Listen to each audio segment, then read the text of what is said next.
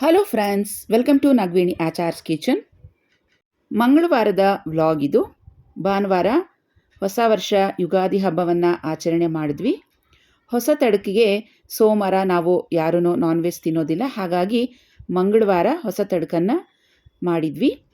ಕೆಲವರು ಮಂಗಳವಾರ ಕೂಡ ಮಾಡೋದಿಲ್ಲ, ಬುಧವಾರ ಹೊಸ ತಡಕನ್ನು ಆಚರಣೆ ಮಾಡಿರ್ತಾರೆ.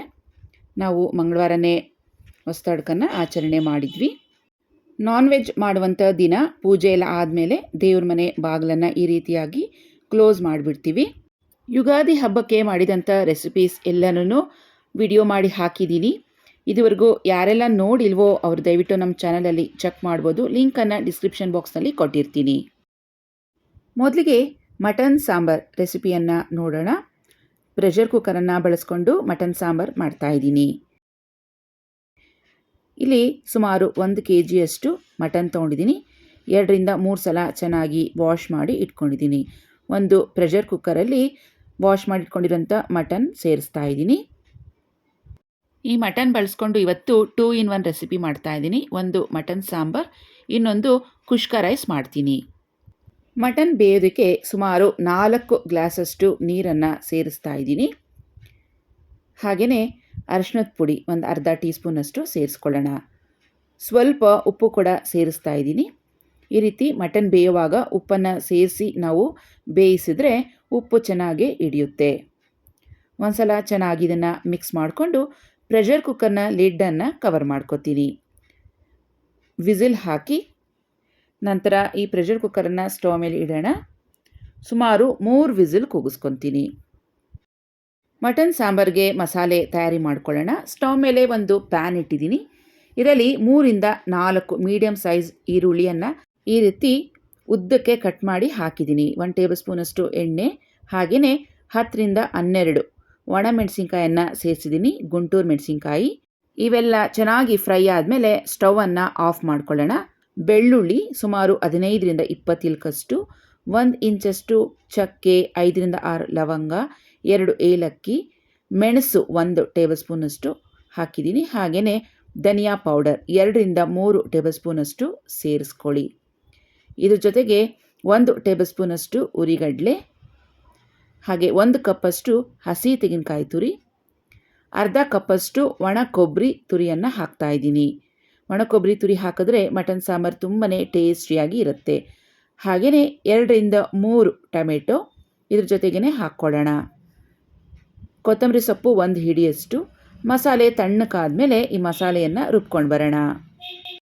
ರುಬ್ಬಿಟ್ಕೊಂಡಿರುವಂಥ ಈ ಮಸಾಲೆಯನ್ನು ಒಂದು ಪಾತ್ರೆಗೆ ಸೇರಿಸ್ಕೊಳ್ಳೋಣ. ಮಸಾಲೆ ಐಟಮ್ ಜಾಸ್ತಿ ಇರೋದ್ರಿಂದ ನಾನು 2 ಸಲಕ್ಕೆ ಮಿಕ್ಸಿಯನ್ನು ಹಾಕ್ಕೊಂಡಿದ್ದೀನಿ.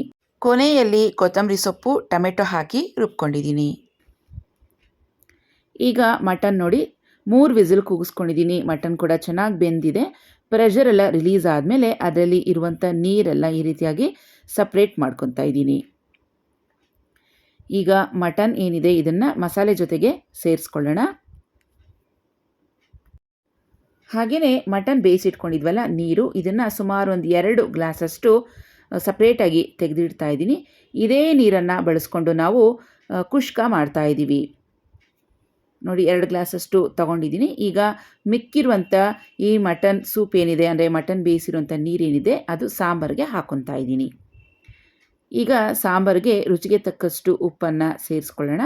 ಒಂದು ಸಲ ಚೆನ್ನಾಗಿ ಈ ರೀತಿಯಾಗಿ ಮಿಕ್ಸ್ ಮಾಡಿಕೊಳ್ಳೋಣ.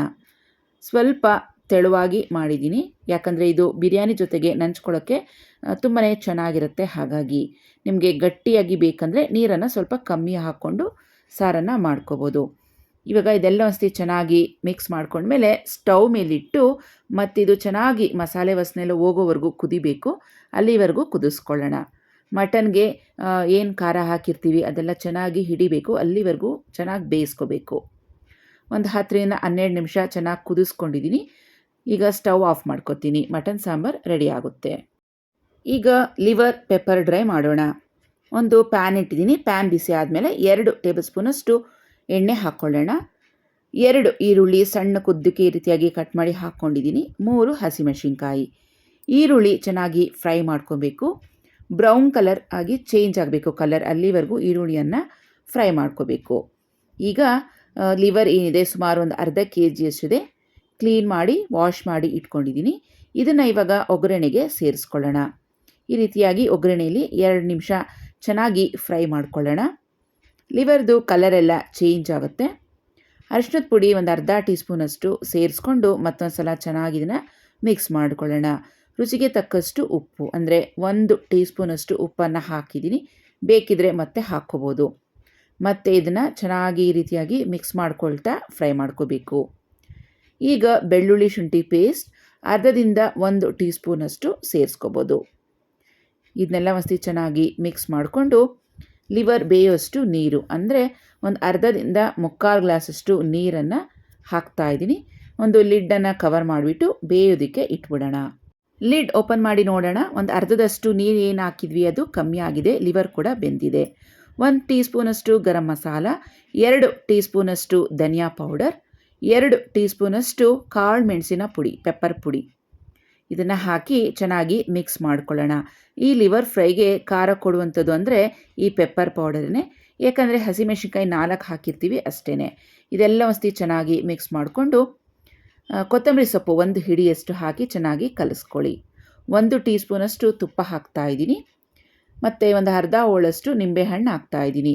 ಪೆಪ್ಪರ್ ಪುಡಿ ಹಾಕಿರೋದ್ರಿಂದ ಸ್ವಲ್ಪ ಹೀಟ್ ಅನಿಸಿದ್ರೆ ಲೆಮನ್ ಮತ್ತು ತುಪ್ಪ ಹಾಕಿದ್ರೆ ಬ್ಯಾಲೆನ್ಸ್ ಆಗುತ್ತೆ. ನೋಡಿ, ಈ ರೀತಿ ಡ್ರೈ ರೋಸ್ಟ್ ಆಗೋವರೆಗೂ ಚೆನ್ನಾಗಿ ಫ್ರೈ ಮಾಡ್ಕೊಂಡಿದ್ದೀನಿ. ಲಿವರ್ ಪೆಪ್ಪರ್ ಡ್ರೈ ಸೂಪರಾಗಿ ರೆಡಿಯಾಗಿದೆ. ಈಗ ತಂಡೂರಿ ಚಿಕನ್ ರೆಸಿಪಿ ನೋಡ್ಕೊಳ್ಳೋಣ. 4ರಿಂದ 5 ಚಮಚದಷ್ಟು ಗಟ್ಟಿ ಮೊಸರನ್ನು ತಗೊಂಡಿದ್ದೀನಿ. 1 ಟೀ ಸ್ಪೂನಷ್ಟು ಉಪ್ಪು, ಬೆಳ್ಳುಳ್ಳಿ ಶುಂಠಿ paste 1 teaspoon, red chilli powder 1ರಿಂದ 2 ಟೀ ಸ್ಪೂನಷ್ಟು, dhania powder 1 teaspoon, garam masala powder ಅರ್ಧ ಟೀ ಸ್ಪೂನ್, ಹಾಗೆ tandoori chicken masala powder 2 table ಸ್ಪೂನಷ್ಟು, ನಿಂಬೆಹಣ್ಣು ಅರ್ಧ ಹೋಳಷ್ಟು ಹಾಕ್ತಾಯಿದ್ದೀನಿ, ಕೊತ್ತಂಬರಿ ಸೊಪ್ಪು ಸ್ವಲ್ಪ. ಇವೆಲ್ಲ ಒಂದ್ಸತಿ ಚೆನ್ನಾಗಿ ಮಿಕ್ಸ್ ಮಾಡ್ಕೊಳ್ಳೋಣ. ಈಸಿಯಾಗಿ ಮನೆಯಲ್ಲೇ ನಾವು ತಂಡೂರಿ ಚಿಕನನ್ನು ಮಾಡ್ಕೋಬೋದು. ತಂಡೂರಿ ಮಾಡೋದಕ್ಕೆ ಇಜ್ಜಿಲು ಒಲೆ ಎಲ್ಲ ಬೇಕಾಗಿಲ್ಲ. ಈಸಿಯಾಗಿ ಇವತ್ತು ಹೇಗೆ ಮಾಡೋದು ಅಂತ ತೋರಿಸ್ಕೊಡ್ತೀನಿ. ನಾನಿಲ್ಲಿ ಹೋಲ್ ಲೆಗ್ ಪೀಸನ್ನು ತೊಗೊಂಡಿದ್ದೀನಿ. ಇದಕ್ಕೆ ಸ್ಟ್ರಿಪ್ಸ್ ಮಾಡ್ಕೊಂಡಿದ್ದೀನಿ, ಅಂದರೆ ಚಾಕುನಲ್ಲಿ ಅಲ್ಲಲ್ಲಿ ಕಟ್ ಮಾಡ್ಕೊಂಡಿದ್ದೀನಿ. ಈ ಕಲಸಿಟ್ಟಿರುವಂಥ ಮಸಾಲೆ ಏನಿದೆ ಇದೆಲ್ಲ ಈ ಚಿಕನ್ಗೆ ಚೆನ್ನಾಗಿ ಹಚ್ಚಿಬಿಟ್ಟು ಸುಮಾರು 1ರಿಂದ 2 ಅವರ್ ಆದರೂ ಚೆನ್ನಾಗಿ ಈ ಮಸಾಲೆಯಲ್ಲಿ ಚಿಕನ್ ನೆನಿಬೇಕು.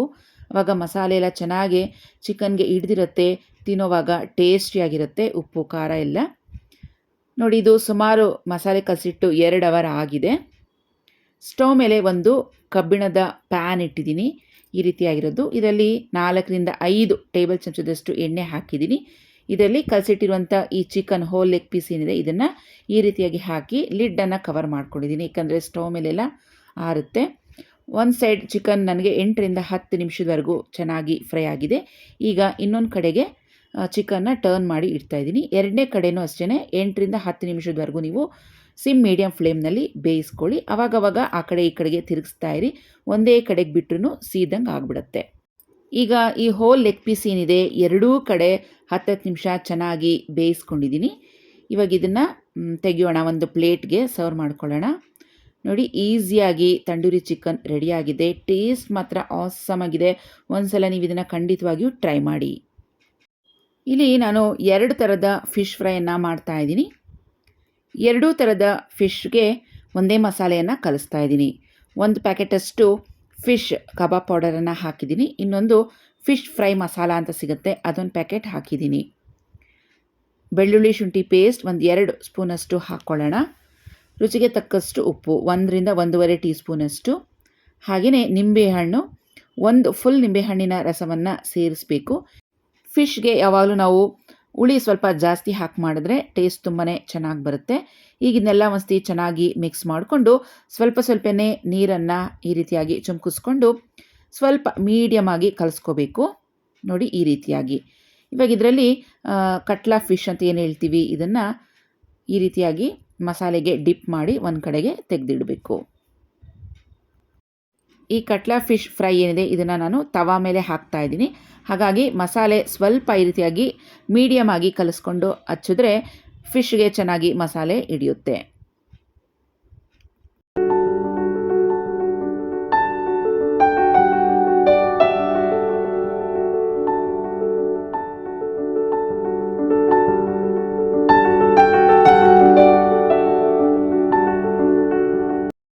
ಈಗ ಅದೇ ಸೇಮ್ ಮಸಾಲೆ ತೊಗೊಂಡಿದ್ದೀನಿ. ಇದಕ್ಕೆ ಸ್ವಲ್ಪ ನೀರನ್ನು ಹಾಕ್ಕೊಂಡು ಈ ಮಸಾಲೆ ಏನಿದೆ ಇದನ್ನು ಇನ್ನೊಂದಷ್ಟು ತೆಳು ಮಾಡ್ಕೊತೀನಿ. ನೋಡಿ ಈ ರೀತಿಯಾಗಿ, ಅಂದರೆ ತುಂಬ ತೆಳುವಾಗಲ್ಲ, ಸ್ವಲ್ಪ ತೆಳುವಾಗಿ ಮಾಡ್ಕೊತಾ ಇದ್ದೀನಿ.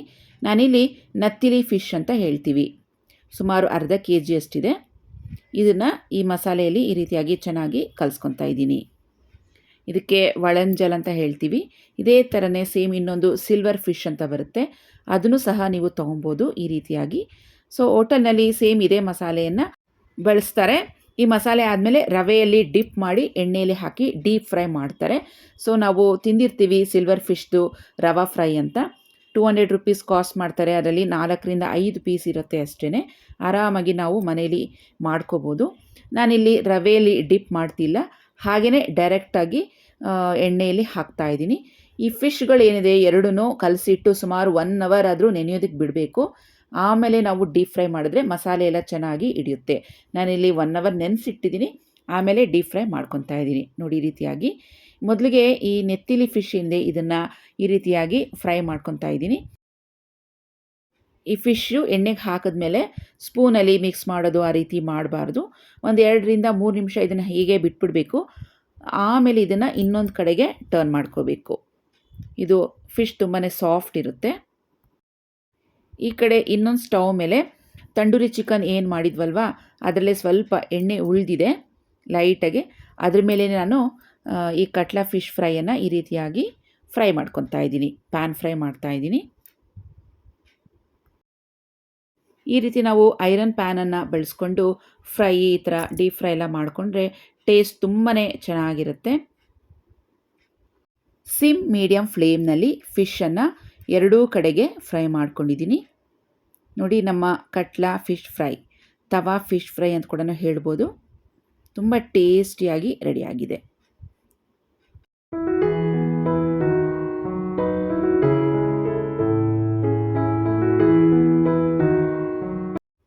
ಹಾಗೆಯೇ ನಮ್ಮ ನೆತ್ತಿಲಿ ಫಿಶ್ ಫ್ರೈ ಕೂಡ ರೆಡಿಯಾಗಿದೆ.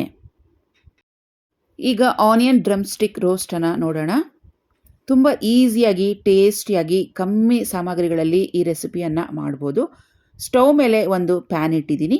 2 ಸ್ಪೂನಷ್ಟು ಎಣ್ಣೆ ಹಾಕಿ ಬಿಸಿ ಮಾಡ್ಕೊಂಡ್ಮೇಲೆ 2 ಈರುಳ್ಳಿಯನ್ನು ಈ ರೀತಿಯಾಗಿ ಪೇಸ್ಟ್ ಮಾಡಿ ಎಣ್ಣೆಯಲ್ಲಿ ಚೆನ್ನಾಗಿ ಫ್ರೈ ಮಾಡ್ಕೊಳ್ಳೋಣ. ಈರುಳ್ಳಿ ಚೆನ್ನಾಗಿ ಕಲರ್ ಚೇಂಜ್ ಆಗಬೇಕು, ಅಲ್ಲಿವರೆಗೂ ಫ್ರೈ ಮಾಡ್ಕೊಂಡಿದ್ದೀನಿ. ಈಗ ಚಿಕನ್ ಲೆಗ್ ಪೀಸ್ ಸುಮಾರು ಒಂದು 5 ಇದೆ, ಇದನ್ನು ಪ್ಯಾನ್ಗೆ ಸೇರಿಸ್ಕೊಳ್ಳೋಣ. ಇದೇ ಸೇಮ್ ರೆಸಿಪಿನ ನೀವು ರೆಗ್ಯುಲರ್ ಚಿಕನಲ್ಲೂ ಸಹ ಮಾಡ್ಕೋಬೋದು. ಅರಿಶಿಣದ ಪುಡಿ 1 ಟೀ ಸ್ಪೂನಷ್ಟು ಹಾಕ್ತಾಯಿದ್ದೀನಿ. ಹಾಗೆಯೇ ರುಚಿಗೆ ತಕ್ಕಷ್ಟು ಉಪ್ಪು 1 ಟೀ ಸ್ಪೂನಷ್ಟು ಸೇರಿಸ್ಕೊಳ್ಳೋಣ. ಇದನ್ನೆಲ್ಲ ಚೆನ್ನಾಗಿ ಮಿಕ್ಸ್ ಮಾಡ್ಕೋಬೇಕು. ಈ ರೀತಿಯಾಗಿ ಫ್ರೈ ಮಾಡ್ಕೊಳ್ಳೋಣ. ಈಗ ಒಂದು ಲಿಡ್ ಕವರ್ ಮಾಡಿ ಇಟ್ಬಿಡ್ತೀನಿ. ಸುಮಾರು 5ರಿಂದ 6 ನಿಮಿಷ ಆದಮೇಲೆ ಚಿಕನಲ್ಲಿ ಇರುವಂಥ ನೀರೆಲ್ಲ ಹೊರಗೆ ಬಂದು ಚಿಕನ್ ಚೆನ್ನಾಗಿ ಸಾಫ್ಟಾಗಿ ಬೆಂದಿರುತ್ತೆ. ಮತ್ತು ಇದನ್ನು ಈ ರೀತಿಯಾಗಿ ಮಿಕ್ಸ್ ಮಾಡ್ಕೋಬೇಕು. ಇಲ್ಲಿ ಖಾರಕ್ಕೆ ರೆಡ್ ಚಿಲ್ಲಿ ಪೌಡರ್ ಸುಮಾರು 1ರಿಂದ 2 ಸ್ಪೂನಷ್ಟು ಹಾಕ್ತಾಯಿದ್ದೀನಿ. ಬೆಳ್ಳುಳ್ಳಿ ಶುಂಠಿ ಪೇಸ್ಟ್ ಇವಾಗ ಹಾಕಬೇಕು, ಮೊದಲಿಗೆ ಹಾಕಬಾರ್ದು. 1 ಟೀ ಸ್ಪೂನಷ್ಟು ಹಾಕಿದ್ದೀನಿ. ಇದನ್ನೆಲ್ಲ ಚೆನ್ನಾಗಿ ಈ ರೀತಿಯಾಗಿ ಮಿಕ್ಸ್ ಮಾಡಿಕೊಂಡು ಮತ್ತೊಂದು 2 ನಿಮಿಷ ಫ್ರೈ ಮಾಡ್ಕೊಳ್ಳೋಣ. ಈ ಡ್ರಮ್ ಸ್ಟಿಕ್ ಬೇಯೋಷ್ಟು ನೀರು, ಸುಮಾರು ಒಂದು ಅರ್ಧ ಗ್ಲಾಸಷ್ಟು ನೀರನ್ನು ಹಾಕಿ ಚೆನ್ನಾಗಿ ಮಿಕ್ಸ್ ಮಾಡಿಬಿಟ್ಟು ಒಂದು ಲಿಡ್ಡನ್ನು ಕವರ್ ಮಾಡಿ ಇಟ್ಬಿಡೋಣ. ಈಗ ಚಿಕನ್ ಇನ್ನೂ ಚೆನ್ನಾಗಿ ಸಾಫ್ಟಾಗಿ ಬೆಂದಿರುತ್ತೆ. ನೋಡಿ ಈಗ ಚಿಕನ್ ಎಲ್ಲ ಒಂದು ಕಡೆಗೆ ಬೆಂದಿರುತ್ತಲ್ಲ, ಮತ್ತು ಇನ್ನೊಂದು ಕಡೆಗೆ ಟರ್ನ್ ಮಾಡ್ಕೋಬೇಕು. ಮಸಾಲೆ ಕೂಡ ಚೆನ್ನಾಗಿ ಅಂಟ್ಕೊತಾ ಇದೆ ಚಿಕನ್ಗೆ. ಇವಾಗ ಚಿಕನ್ ನೋಡಿ ಚೆನ್ನಾಗಿ ಬೆಂದಿದೆ. ಸ್ಪೂನಲ್ಲಿ ಒಂದು ಸಲ ಈ ರೀತಿಯಾಗಿ ಪ್ರೆಸ್ ಮಾಡಿ ನೋಡಿ ಚೆನ್ನಾಗಿ ಬೆಂದೋಗಿದೆ. ಮಸಾಲೆ ಹಾಕಿದ್ವಲ್ಲ ಅದು ಕೂಡ ಚೆನ್ನಾಗಿ ಡ್ರೈ ಆಗ್ತಾಯಿದೆ. ಚಿಕನ್ ಮಸಾಲ ಪೌಡರ್ 1 ಸ್ಪೂನಷ್ಟು ಹಾಕ್ತಾಯಿದ್ದೀನಿ. ಹಾಗೆಯೇ 1 ಹಿಡಿಯಷ್ಟು ಸಣ್ಣದಾಗಿ ಕಟ್ ಮಾಡಿರುವಂಥ ಕೊತ್ತಂಬರಿ ಸೊಪ್ಪು ಕೂಡ ಹಾಕ್ಕೊಂಡು ಚೆನ್ನಾಗಿ ಮಿಕ್ಸ್ ಮಾಡ್ಕೊಳ್ಳೋಣ. ತುಂಬ ಅಂದರೆ ತುಂಬ ಸಿಮ್ ಫ್ಲೇಮ್ನಲ್ಲಿ ಇವಾಗ ಇದನ್ನು ಚೆನ್ನಾಗಿ ಈ ರೀತಿಯಾಗಿ ರೋಸ್ಟ್ ಮಾಡ್ಕೋಬೇಕು. ಆ ಮಸಾಲೆ ಏನಿದೆ ಅದೆಲ್ಲ ಚಿಕನ್ಗೆ ಅಂಟ್ಕೋಬೇಕು. ಅಲ್ಲಿವರೆಗೂ ಇದನ್ನು ಚೆನ್ನಾಗಿ ರೋಸ್ಟ್ ಮಾಡ್ಕೋಬೇಕು. ಕೊನೆಯಲ್ಲಿ 1 ಟೀ ಸ್ಪೂನ್ ತುಪ್ಪ ಹಾಕಿಬಿಟ್ಟು ಲಿಡ್ಡನ್ನು ಕವರ್ ಮಾಡಿ ಇಟ್ಬಿಡ್ತೀನಿ. ಸಿಮ್ ಫ್ಲೇಮ್ನಲ್ಲಿ ರೋಸ್ಟ್ ಮಾಡ್ಕೊಂಡ್ಮೇಲೆ ನೋಡಿ ಈ ರೀತಿಯಾಗಿ ರೆಡಿಯಾಗುತ್ತೆ. ಪ್ಲೇನ್ ಕುಷ್ಕಾ ರೈಸ್ ರೆಸಿಪಿ ನೋಡೋಣ. ಸ್ಟವ್ ಮೇಲೆ ಒಂದು ಪ್ರೆಷರ್ ಕುಕ್ಕರ್ ಇಟ್ಟಿದ್ದೀನಿ. 3-4 ಟೇಬಲ್ ಸ್ಪೂನಷ್ಟು ಎಣ್ಣೆ ಹಾಕ್ಕೊಂಡಿದ್ದೀನಿ. ಹೋಲ್ ಗರಂ ಮಸಾಲ ಸ್ಪೈಸಸ್, ಚಕ್ಕೆ, ಲವಂಗ, ಏಲಕ್ಕಿ, ಪಲಾವ್ ಎಲೆ, ಮರಾಠಿ ಮೊಗ್ಗು ಇವೆಲ್ಲ ಹಾಕಿದ್ದೀನಿ. ಈರುಳ್ಳಿ 3 ಸಣ್ಣಕ್ಕೆ ಉದ್ದಕ್ಕೆ ಈ ರೀತಿಯಾಗಿ ಕಟ್ ಮಾಡಿ ಒಗ್ಗರಣೆಗೆ ಸೇರಿಸ್ಕೊಂಡಿದ್ದೀನಿ. ಈರುಳ್ಳಿ ಬ್ರೌನ್ ಕಲರ್ ಆಗಿ ಚೇಂಜ್ ಆಗಬೇಕು, ಅಲ್ಲಿವರೆಗೂ ಫ್ರೈ ಮಾಡ್ಕೊಳ್ಳೋಣ. ಹಸಿಮೆಣಸಿನ್ಕಾಯಿ 4, ಅದು ಕೂಡ ಈರುಳ್ಳಿ ಜೊತೆಗೆ ಹಾಕಿ ಫ್ರೈ ಮಾಡ್ಕೊತಾ ಇದ್ದೀನಿ. ಬೆಳ್ಳುಳ್ಳಿ ಶುಂಠಿ ಪೇಸ್ಟ್ 2 ಟೇಬಲ್ ಸ್ಪೂನಷ್ಟು ಸೇರಿಸ್ಕೊಂಡು ಚೆನ್ನಾಗಿ ಇದನ್ನು ಫ್ರೈ ಮಾಡ್ಕೊಳ್ಳಿ. ತುಂಬಾ ಈಸಿಯಾಗಿ ಟೇಸ್ಟಿಯಾಗಿ ಕಮ್ಮಿ ಸಾಮಗ್ರಿಯಲ್ಲಿ ಈ ಕುಷ್ಕ ರೈಸನ್ನು ತಯಾರಿ ಮಾಡ್ಕೋಬೋದು. ತುಂಬಾ ಟೇಸ್ಟ್ ಚೆನ್ನಾಗಿರುತ್ತೆ, ಒಂದು ಸಲ ನೀವು ಟ್ರೈ ಮಾಡಿ. 3 ಹುಳಿ ಟೊಮೆಟೊ, ಫಾರ್ಮ್ ಟೊಮೆಟೊ ಅಂತ ಹೇಳ್ತೀವಲ್ವ, ಅದನ್ನು ಕಟ್ ಮಾಡಿ ಹಾಕಿದ್ದೀನಿ. ಒಂದು ಅರ್ಧ ಟೀ ಸ್ಪೂನಷ್ಟು ಅರಿಶಿನ ಪುಡಿ ಸೇರಿಸ್ಕೊಂಡು ಈರುಳ್ಳಿ ಟೊಮೆಟೊ ಎಲ್ಲ ಚೆನ್ನಾಗಿ ಸಾಫ್ಟ್ ಆಗಬೇಕು, ಅಲ್ಲಿವರೆಗೂ ಫ್ರೈ ಮಾಡ್ಕೊಂಡಿದ್ದೀನಿ. 1 ಹಿಡಿಯಷ್ಟು ಪುದೀನ ಸಣ್ಣದಾಗಿ ಕಟ್ ಮಾಡಿರೋದು, 1 ಹಿಡಿಯಷ್ಟು ಕೊತ್ತಂಬರಿ ಸೊಪ್ಪು, ಇವೆರಡನ್ನ ಹಾಕಿ ಇದು ಕೂಡ ಫ್ರೈ ಮಾಡಿದಾಗಿದೆ. ಈಗ ಹೋಲ್ ಗರಂ ಮಸಾಲ ಸ್ಪೈಸಸ್ ಅಂದರೆ ಬಿರಿಯಾನಿ ಮಸಾಲ ಪುಡಿ 1 ಟೇಬಲ್ ಸ್ಪೂನಷ್ಟು, ಧನಿಯಾ ಪುಡಿ 2 ಟೇಬಲ್ ಸ್ಪೂನಷ್ಟು ಹಾಕಿ ಇದನ್ನು ಒಂದು ಸಲ ಚೆನ್ನಾಗಿ ಮಿಕ್ಸ್ ಮಾಡ್ಕೊಳ್ಳೋಣ. ಮೊಸರು ಸುಮಾರು 100 ml ಅಷ್ಟು ಹಾಕ್ಕೊಳ್ಳಿ. ಕುಷ್ಕ ರೈಸ್ ತುಂಬಾ ಟೇಸ್ಟಿಯಾಗಿ ತುಂಬ ಚೆನ್ನಾಗಿ ತಯಾರಿಯಾಗುತ್ತೆ. ಇದಕ್ಕೆ ಮೊಸರೇ ತುಂಬಾ ಇಂಪಾರ್ಟೆಂಟ್. ಮೊಸರು ಹಾಕಿದ್ಮೇಲೆ ಒಂದು ಸಲ ಮತ್ತೆ ಇದನ್ನು ಚೆನ್ನಾಗಿ ಫ್ರೈ ಮಾಡ್ಕೋಬೇಕು. ನೋಡಿ, ಎಣ್ಣೆ ಎಲ್ಲ ಚೆನ್ನಾಗಿ ರಿಲೀಸ್ ಆಗಿ ಬಂದಿದೆಯಲ್ವಾ, ಮಸಾಲೆ ಚೆನ್ನಾಗಿ ಫ್ರೈ ಆಗಿದೆ. ಮಟನ್ ಬೇಯಿಸಿಟ್ಕೊಂಡಿದ್ವಲ್ಲ ನೀರು, ಅದು 2 ಗ್ಲಾಸ್ ಹಾಕ್ತಾ ಇದ್ದೀನಿ. ಇನ್ನೊಂದು ಗ್ಲಾಸು ಮಾಮೂಲಿ ವಾಟರ್, ಟೋಟಲ್ ಆಗಿ ನಾನಿಲ್ಲಿ 3 ಗ್ಲಾಸಷ್ಟು ನೀರನ್ನು ಹಾಕಿದ್ದೀನಿ. ಉಪ್ಪು ನೋಡ್ಕೊಂಡು ಹಾಕ್ಕೊಳ್ಳಿ, ಆವಾಗಲೇ ಸ್ವಲ್ಪ ಹಾಕಿರ್ತೀವಿ ಮಟನ್ ಬೇಯುವಾಗ. ನೀರು ಚೆನ್ನಾಗಿ ಕುದೀತಾ ಇದೆ. ಇವಾಗ ರೈಸ್ ನಾನಿಲ್ಲಿ 1 ಗ್ಲಾಸಷ್ಟು ಜೀರಾ ರೈಸ್, 1 ಗ್ಲಾಸಷ್ಟು ಕೋಲಮ್ ರೈಸನ್ನು ತೊಗೊಂಡಿದ್ದೀನಿ. ಎರಡನ್ನೂ ಮಿಕ್ಸ್ ಮಾಡಿ 2 ಗ್ಲಾಸಷ್ಟು ರೈಸ್ ತೊಗೊಂಡಿದ್ದೀನಿ. 2 ಗ್ಲಾಸ್ ರೈಸ್ಗೆ 3 ಗ್ಲಾಸಷ್ಟು ನೀರು ಹಾಕಿದ್ದೀನಿ ಅಷ್ಟೇ. ತುಂಬ ಚೆನ್ನಾಗಿ ಉದ್ರುದ್ರಾಗಿ ಬರುತ್ತೆ.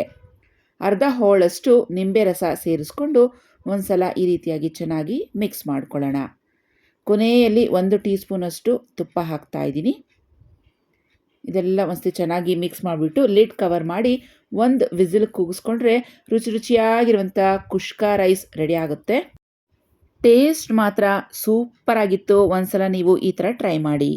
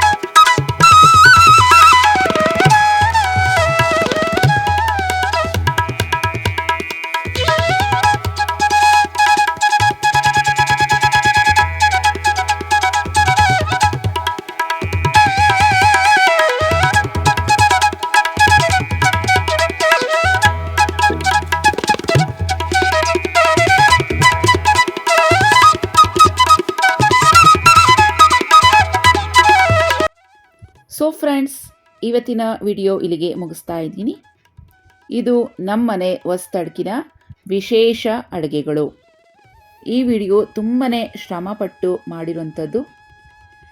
ಅಡುಗೆ ಆಗಿರ್ಬೋದು, ಅಡುಗೆಗೆ ಹಿಂದಿನ ದಿನ ಪ್ರಿಪ್ರೇಷನ್ಸ್ ಆಗಿರ್ಬೋದು, ಎಡಿಟಿಂಗ್ ಆಗಿರ್ಬೋದು, 2-3 ದಿನ ಆಗಿರುತ್ತೆ ಒಂದು ವಿಡಿಯೋ ತಯಾರಿ ಮಾಡೋದಕ್ಕೆ. ಪ್ಲೀಸ್ ಈ ವಿಡಿಯೋಗೆ ಒಂದು ಲೈಕ್ ಮಾಡಿ ನಿಮ್ಮ ಫ್ರೆಂಡ್ಸ್ ಜೊತೆಗೆ ಶೇರ್ ಮಾಡ್ಕೊಳ್ಳಿ. ಹಾಗೆ ನಮ್ಮ ಚಾನಲನ್ನು ಸಬ್ಸ್ಕ್ರೈಬ್ ಮಾಡ್ಕೊಳ್ಳೋದನ್ನ ಮರಿಬೇಡಿ. ಮತ್ತೆ ಭೇಟಿ ಆಗ್ತೀನಿ ಮತ್ತೊಂದು ವಿಡಿಯೋದಲ್ಲಿ. ಅಲ್ಲಿವರೆಗೂ ಟೇಕ್ ಕೇರ್. ಬಾಯ್ ಫ್ರೆಂಡ್ಸ್, ನಮಸ್ತೆ.